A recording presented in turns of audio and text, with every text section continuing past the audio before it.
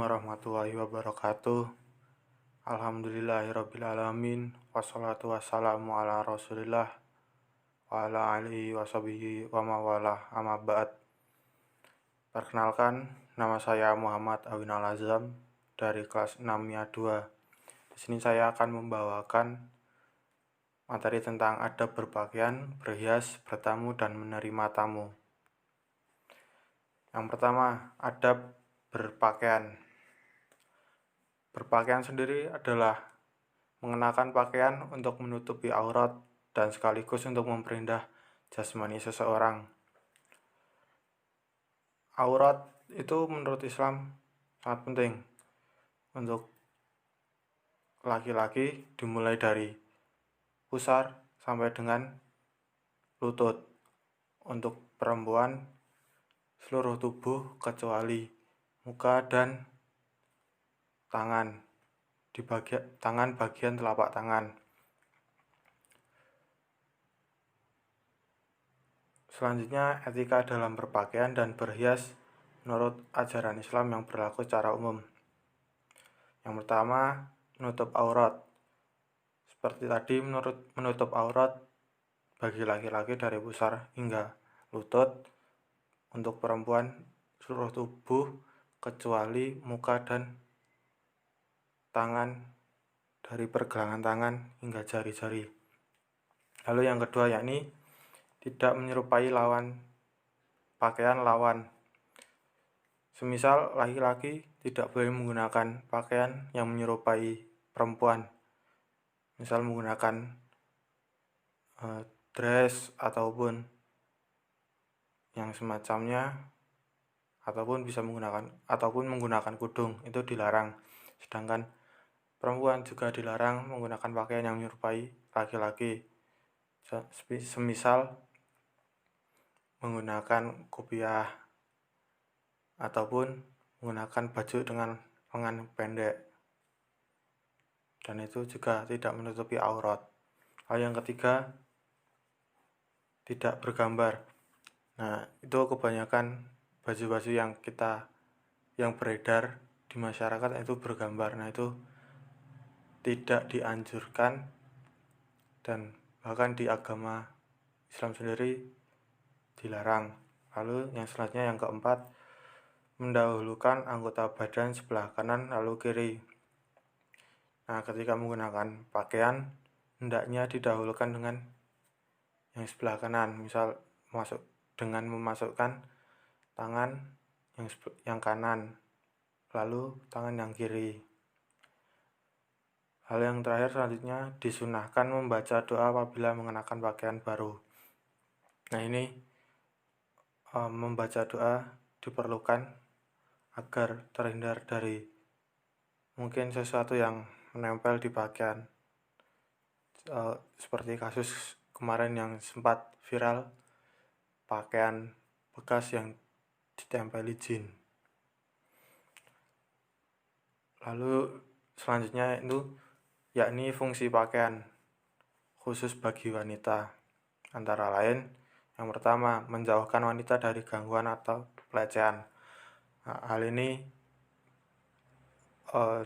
diwajibkan karena aurat perempuan seringkali mengundang nafsu para lelaki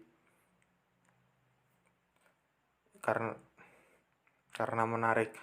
Lalu yang kedua, membedakan wanita berakhlak hina dan mulia.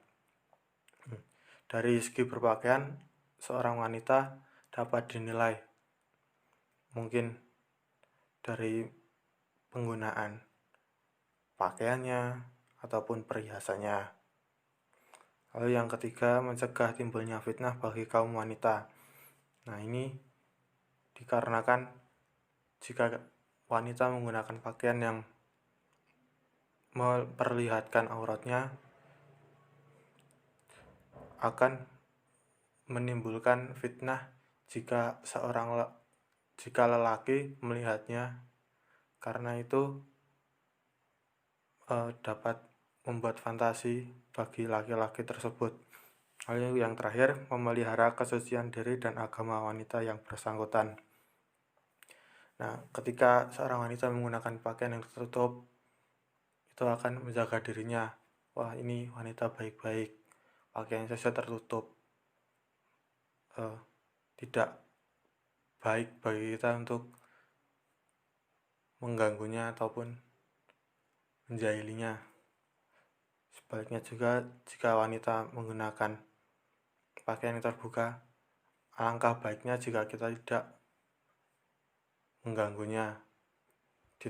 Ditakutkan wanita tersebut ketakutan juga.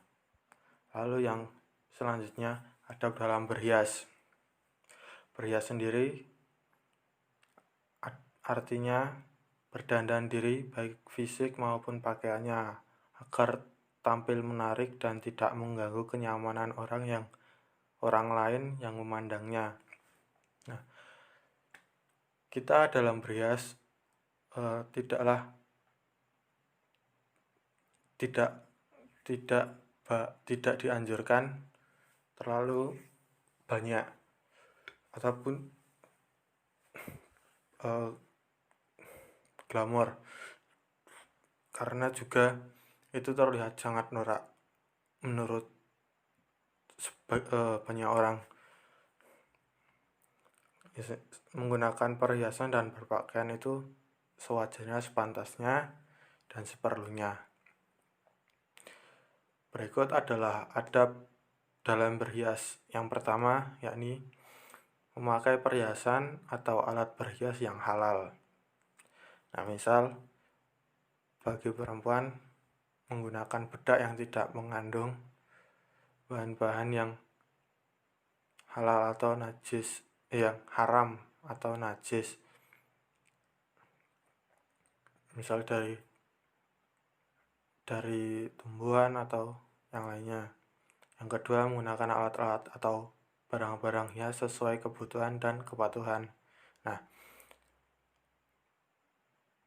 barang penghias ataupun pakaian jika berlebihan akan terlihat aneh ataupun norak, sedangkan kita hanya lebih baik menggunakan segala sesuatu yang kita butuhkan atau secukupnya. Yang ketiga, mendahulukan anggota sebelah kanan. Nah, sama seperti dalam adab berpakaian, adab berhias pun juga seperti itu. Apabila ada lubang ataupun apapun itu, yang ada dua, didahulukan untuk menggunakannya dari yang kanan, baru yang kiri. Yang keempat, berhias dengan tujuan ibadah atau kebaikan. Jika kita berhias dengan tujuan ibadah, insya Allah akan bernilai pahala dan juga tidak mengganggu orang-orang yang ada di sekitar kita. Jika sebaliknya, orang-orang yang ada di sekitar kita akan terganggu, mungkin dengan menggunakan perhiasan yang sangat banyak ataupun menggunakan parfum yang sangat menyengat. Nah, itu dapat mengganggu orang lain di sekitar kita dan juga mungkin akan menimbulkan masalah dengan orang lain. Hanya yang terakhir, yakni membaca basmalah setiap kita memulai berhias. Selanjutnya kita akan menuju ke adab bertamu dan menerima tamu. Yang pertama, adab dalam bertamu ini, 1. Memilih waktu berkunjung. Jadi jika kita ingin bertamu, pilihlah waktu yang tepat, yakni antara jam 10 hingga jam 1, dikarenakan jam-jam tersebut kebanyakan orang-orang longgar waktunya. Jika di bawah jam 10 itu ditakutkan sang pemilik rumah sedang memiliki kerjaan ataupun sibuk. Jikalau di atas jam 1, kebanyakan orang mulai beristirahat siang. Lalu yang kedua, meminta izin kepada tuan rumah. Nah, ini biasanya kita lakukan ketika setelah sampai, lalu kita mengetok pintu dan kita memohon izin apakah bisa bertemu, apakah kita bisa masuk lalu berbicara. Jikalau tidak diperkenankan untuk masuk, ya kita mengikuti dari tuan rumah mau di mana. Tidak bisa kita untuk memaksa tuan rumah. Lalu yang ketiga, mengucap salam. Nah, ini biasanya berbarengan dengan poin yang kedua. Awalnya kita mengetuk, lalu mengucap salam dan meminta izin ingin bertamu, dan apakah boleh masuk. Biasanya yang keempat, meminta izin sebanyak 3 kali. Nah, apabila kita bertamu, lalu kita telah meminta izin ataupun mengetok pintunya 3 kali, jikalau tuan rumah tidak keluar, sebaiknya kita kembali ke rumah kita ataupun mengurungkan niat kita dan membuat janji baru dengan tuan rumah. Yang poin kelima, tidak mengintip ke dalam rumah. Nah, biasanya kalau kita bertamu, ketika kita mengetok dan tuan rumah lama, biasanya kita akan mencoba mengintip dari jendela. Nah, itu tidak baik, tidak diperkenankan karena dapat mengganggu privasi tuan rumah. Selanjutnya, yang keenam, memperkenalkan diri. Nah, apabila tuan rumah telah mempersilahkan kita masuk, menerima kita, nah kita memperkenalkan diri. Apabila sang tuan rumah belum kenal dengan kita, jikalau sudah, ya tidak perlu memperkenalkan diri. Lalu yang selanjutnya, yang ketujuh, meminta izin untuk tamu yang tidak dikenalkan. Contohnya ketika kita bertamu dengan teman kita, tetapi sang tuan rumah tidak kenal dengan teman kita. Nah, kita memperkenalkan teman kita dan memintakan izin agar teman kita dapat ikut masuk. Mungkin karena kita dan teman kita perlu untuk bertemu dengan tuan rumah. Selanjutnya yang ke-8, tidak memberatkan tuan rumah. Nah, ini semisal tuan rumah menyajikan segelas air putih untuk kita, ya kita berterima kasih meminumnya. Jangan malah meminta yang lebih, misal minta teh ataupun minuman yang lainnya, karena itu memberatkan dan tidak etis. Selanjutnya yang terakhir, mendoakan tuan rumah. Nah, ini biasanya ketika kita akan berpamitan, kita haruslah mendoakan, mungkin dengan hanya omongan, saya pamit dulu, semoga sehat-sehat kamu dan sekeluarga, assalamualaikum. Nah, itu dari salam sudah mendoakan, sebelum salam juga sudah mendoakan. Selanjutnya kita berpindah ke adab menerima tamu. Dalam adab menerima tamu, yang pertama, satu, mengundang siapa saja. Nah, jadi kita sebagai tuan rumah tidak boleh dan tidak baik hanya mengundang orang-orang tertentu jikalau kita memiliki keperluan atau hajat. Nah, jadi misal dari orang yang paling kaya hingga yang paling miskin, kita tidak boleh membedakan tamu-tamu tersebut, karena tamu juga termasuk adalah raja yang harus dimuliakan. Selanjutnya yang kedua, tidak diniatkan untuk berbangga-bangga atau foya-foya. Nah, semisal ada tamu yang datang ke rumah kita, nah itu kita tidak boleh membangga-banggakan apa yang kita miliki. Misal, wah ini roti yang paling enak, gini. ini di tempat mana pun nggak ada, hanya di sini ini harganya mahal, segala macam. Nah, itu tidak baik, karena kan mungkin bisa menyinggung perasaan tamu kita ataupun membuat tamu kita tidak nyaman. Hal yang ketiga, tidak memaksakan diri. Nah, jikalau misal tamu kita memiliki waktu yang singkat untuk bertemu dengan kita, nah kita tidak bisa memaksakan diri untuk tamu tersebut berada di rumah kita terlalu lama, karena dapat mengganggu kegiatan-kegiatan tamu kita. Selanjutnya yang keempat, tidak membebani tamu untuk membantu tuan rumah. Jadi kita sebagai tuan rumah tidak etis, tidak baik jikalau ada tamu yang datang ke rumah kita dan untuk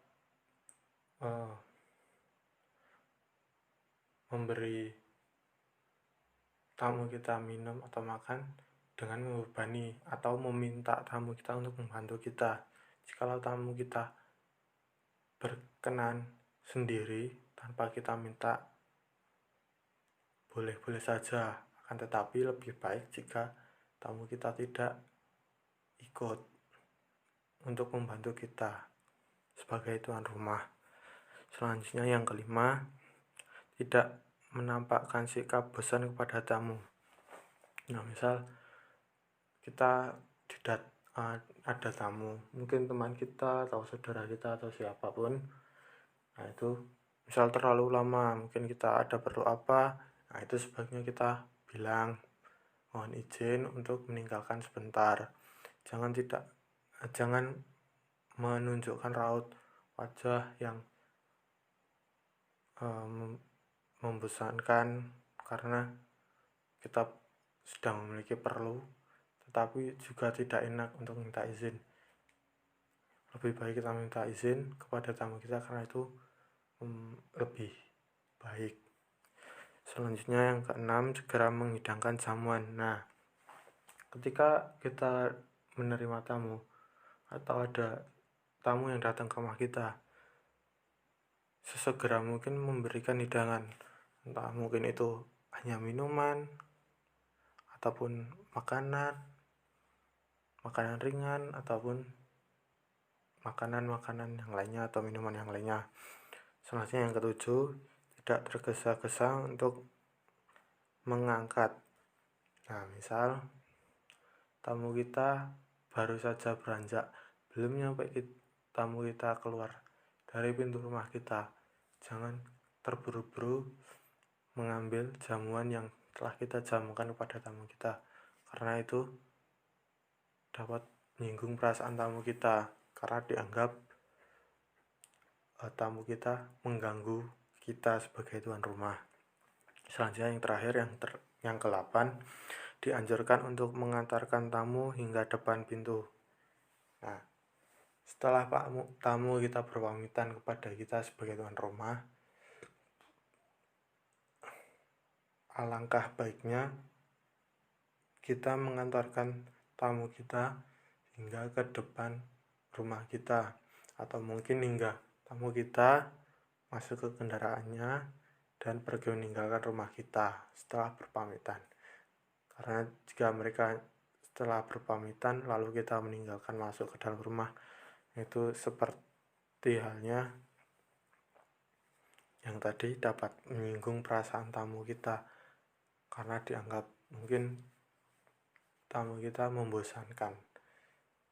Nah, mungkin sekian yang dapat saya sampaikan. Terima kasih. Billahi taufiq wal hidayah. Wassalamualaikum warahmatullahi wabarakatuh.